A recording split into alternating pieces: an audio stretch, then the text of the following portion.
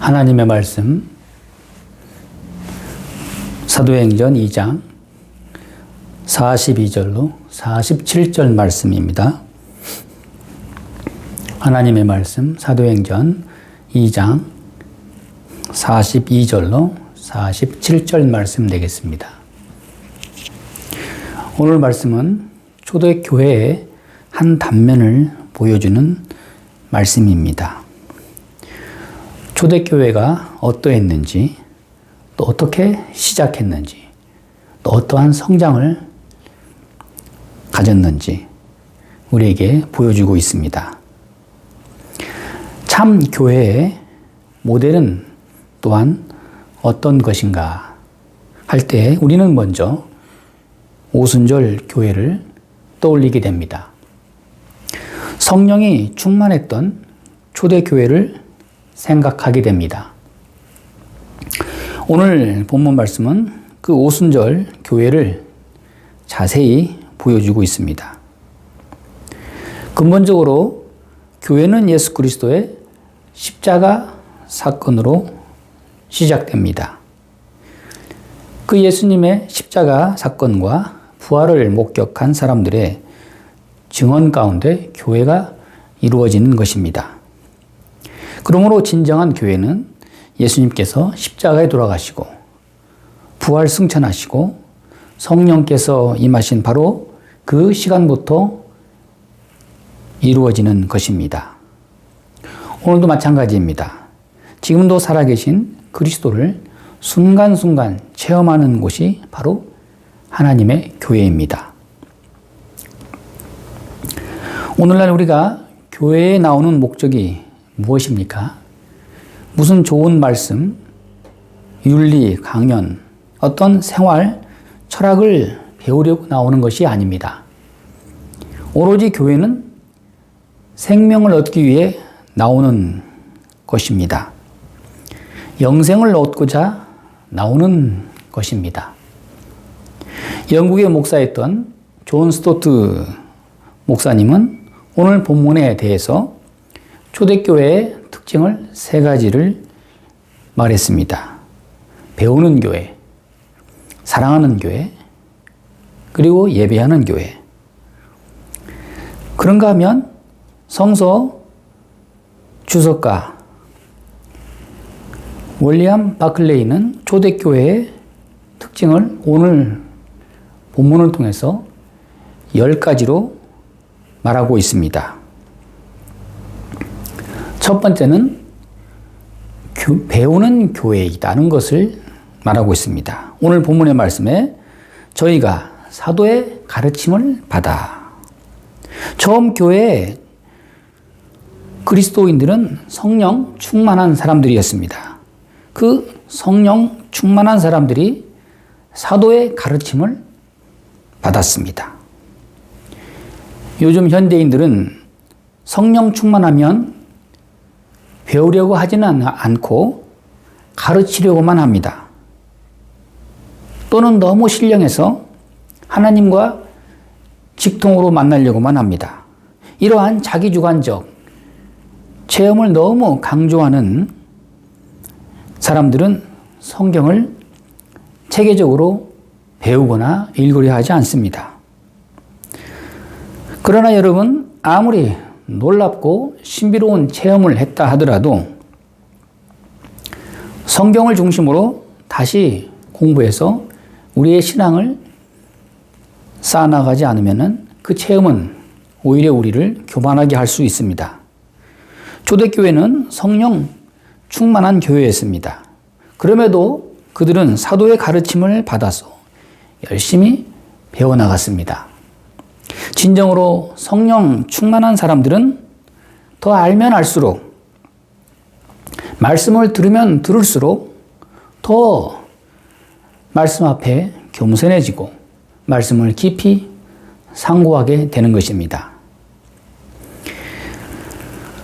성령 충만한 사람은 하나님의 말씀을 들으면 들을수록 그 말씀의 깊이에 감동을 받고 깊이 깨달아집니다.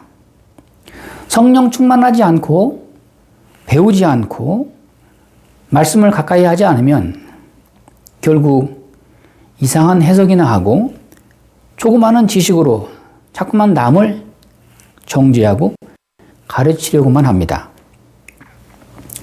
초대교회는 오늘 본문에 배우는 교회였다. 그 특징이 첫 번째입니다. 두 번째는 기도하는 교회입니다. 성령 충만을 위해서 저들은 기도한 것이 아닙니다. 성령 충만하기 때문에 기도했습니다. 성령 안에서 기도한 것입니다. 특별히 무슨 개인 소원이 있어서 기도하는 것이 아닙니다. 저들은 오로지 교회의 부흥을 위해서, 복음 전파를 위해서, 하나님의 뜻을 이루기 위해서, 특별히 핍박을 이겨내기 위해서, 고난 속에서 믿음을 지키기 위해서 그들은 모여서 함께 기도한 것입니다. 여러분, 교인이란 누구입니까? 교인의 생활이란 곧 기도 생활을 말하는 것입니다. 기도는 하나님과 교제하는 것입니다. 또한 쉬지 않고 기도해야 합니다. 이것이 초대교회의 본래의 모습입니다. 교회는 만민이 기도하는 집입니다.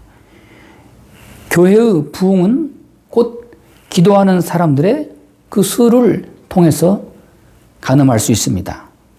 우리나라가 이만큼 세계적으로 교회가 크게 부흥하고 성장할 수 있었던 것은 우리나라 초창기 교인들이 새벽마다 모여서 하나님 앞에 기도함으로 인해서 이만큼 부흥 역사를 우리가 체험하고 있는 것입니다.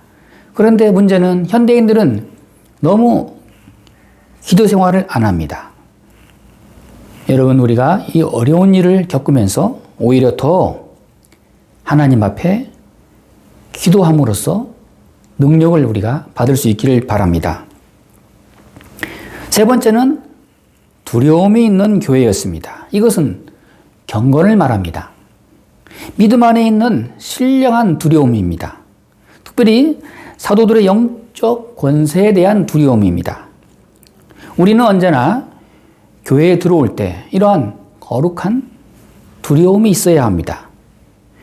교회는 만민이 기도하는 집이요 하나님의 집입니다. 하나님께 예배하는 거룩한 성전입니다. 거룩한 두려움이란 곧 하나님의 임재의식이 있다는 것입니다. 하나님이 오늘도 나와 함께 하신다.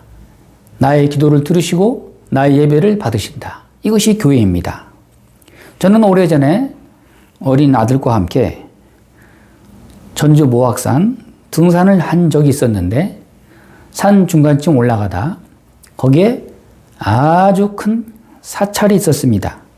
그래서 좀 쉬었다 가려고 그 사찰 안에 있는 대웅전 입구 마루에 걸터 앉아 좀 쉬고 있는데 지나가던 등산객이 쉬고 있는 우리를 보고 아주 야단을 치는 거예요.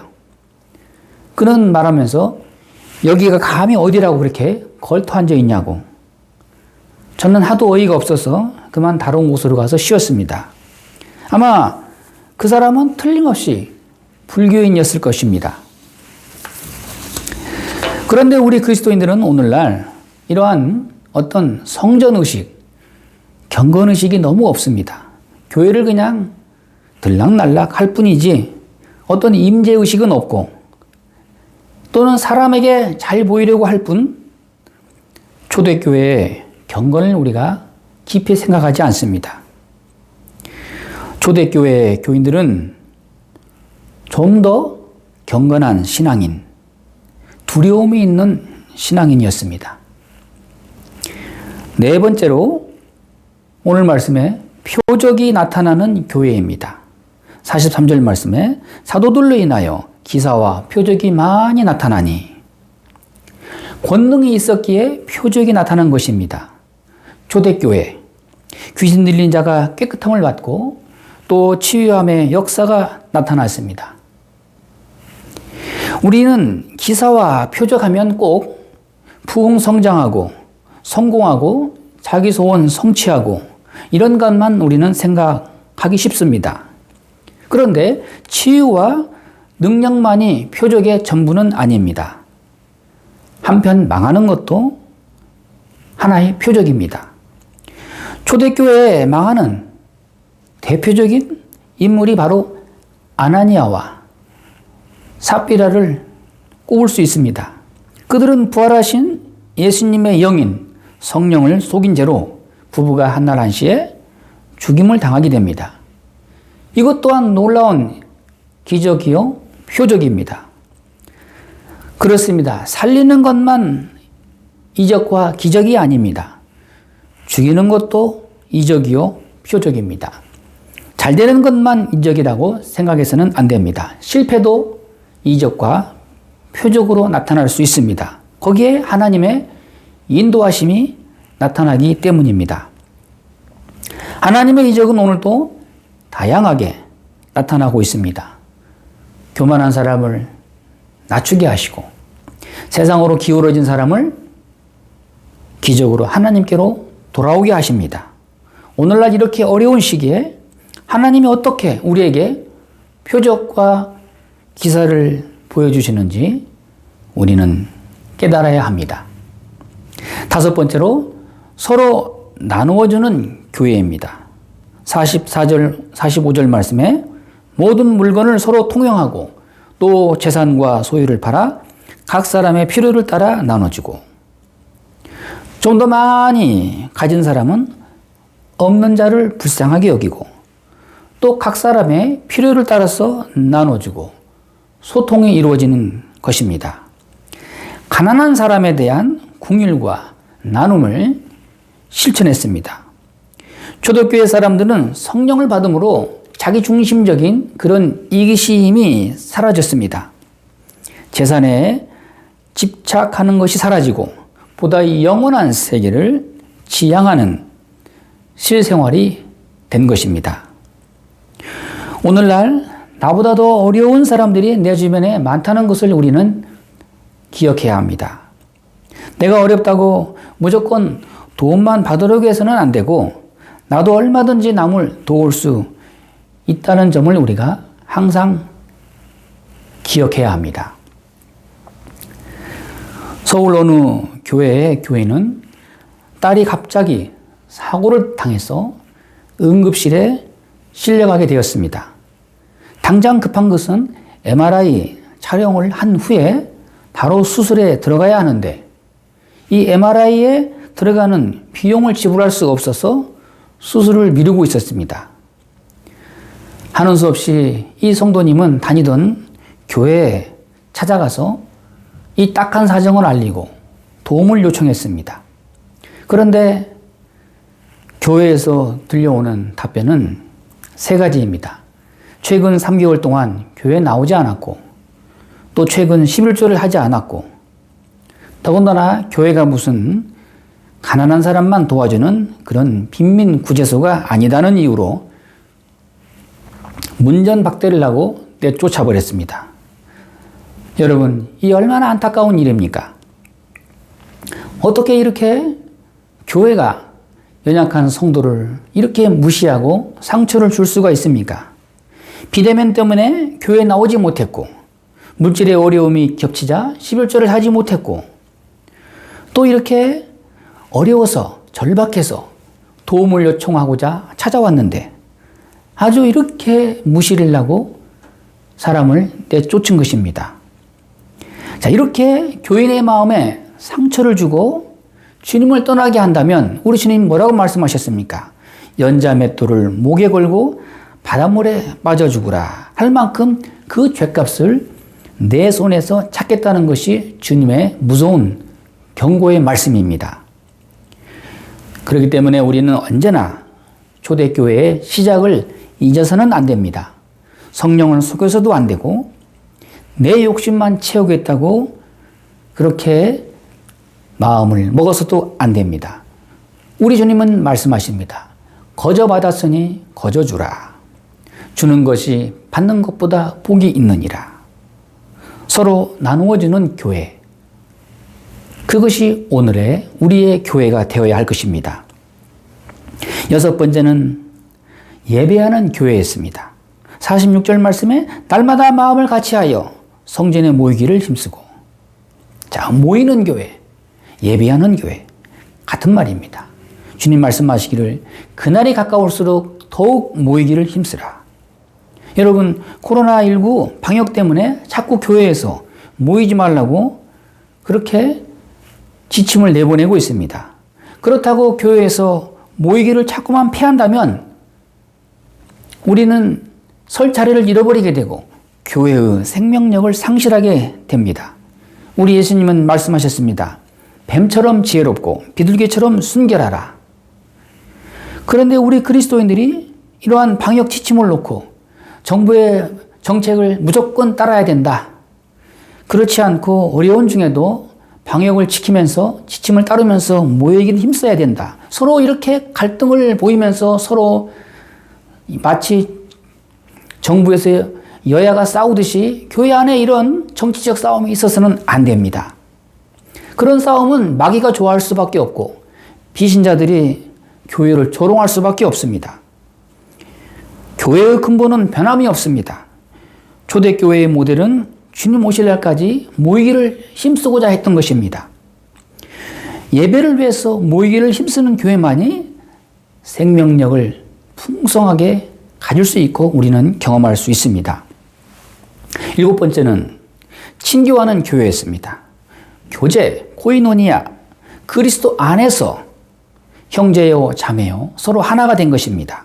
지역과 계급과 인종과 서로 문화를 넘어서서 인권을 넘어서서 우리 주님 안에서 모두가 다 하나님의 자녀가 되었습니다. 가난한 자, 부한 자 할 것 없이 누구나 다 형제 자매로 서로 소통한 것입니다.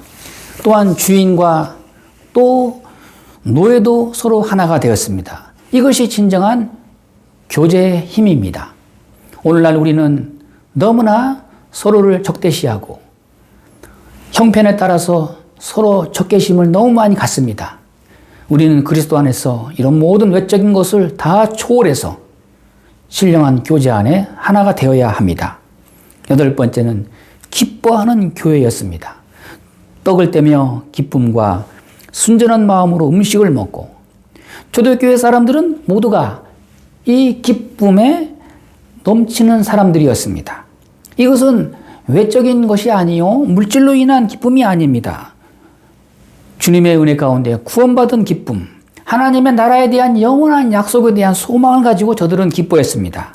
핍박과 고난과 잔인한 순교가 눈앞에 있지만 그들은 모두 스데반과 같이 천사의 얼굴을 하고 기뻐했습니다. 그러므로 신령한 즐거움으로 충만하면 이것이 진정한 교회의 모습입니다. 아홉 번째는 감사하는 교회였습니다. 초대교회 교인들은 모일 때마다 하나님을 기뻐하고 찬양하고 감사했습니다. 하나님께 영광을 돌렸습니다. 범사에 감사하라. 이는 그리스도 안에서 너희를 향하신 하나님의 뜻이니라. 마지막으로 모든 사람들로부터 칭송받는 교회였습니다. 47절 말씀에 온 백성에게 칭송을 받으니 주께서 구원받는 사람을 날마다 더하게 하시니라. 그러므로 여러분, 어떤 의미에서는 세상에서 욕을 먹는 것이 또한 당연하지만 그들은 우리가 아무리 선한 일을 해도 우리를 곱게 보지 않습니다. 그러나 또 한편 우리는 예수님 믿는 사람으로서 주님의 형상을 가진 자들로서 모든 사람들로부터 칭찬을 받아야 됩니다. 그것은 바로 세상 사람들과 달라야 한다는 것입니다. 믿는 사람은 달라도 뭔가 다르다. 어디서든 신뢰받고 존경받고 칭송받는 사람들이 바로 그리스도인입니다. 세상 사람들은 자기들만 위해서 살아갈 때 우리는 서로 베풀고 사랑하고 서로 아끼면서 존중하는 것을 보여줄 때 모든 사람들은 우리를 칭송하게 되는 것입니다. 교회의 부흥은 전적으로 하나님의 은혜입니다. 교회의 부흥은 사람이 억지로 만들 수 있는 것이 아닙니다. 이외 10가지 특징을 가진 교회는 하나님께서 구원받는 사람을 날마다 더하게 하시는 은혜를 오늘 또 주시고자 우리와 함께 하십니다. 고 한경직 목사님은 살아생전에 늘 말씀하시기를 교회는 은혜가 있고 서로 싸움만 하지 않으면 절로 부흥하게 되어 있다. 그런 유언을 남겼습니다. 사랑하는 여러분, 교회가 교회되면 날마다 부흥하는 곳이 바로 하나님의 교회입니다. 여러분, 초대교회와 같은 온전한 참 교회를 이루기 위하여 우리 모두 초대교회의 교인과 같은 역할과 참 교인이 되기를 힘써야 할 것입니다. 기도하겠습니다.